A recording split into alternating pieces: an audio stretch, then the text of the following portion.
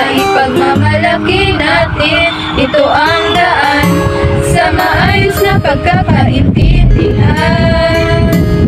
Panatilihin natin ang magandang samahan.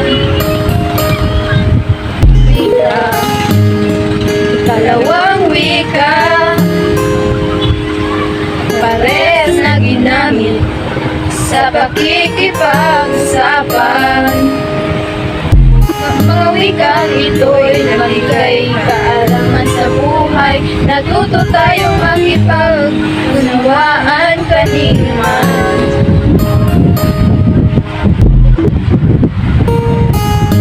Palagahan natin ang mga wikang ginamit, pagkus ito ang maipagmamalaki natin. Ito ang daan sa maayos na pagkakaintindihan. Tilihin natin ang magandang samahan. Natuto tayong makipag-unawaan kaniman.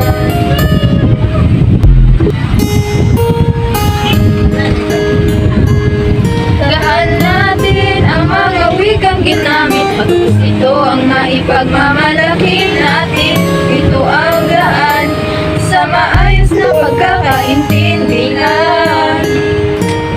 Natuto tayong makipag-unawaan kaniman.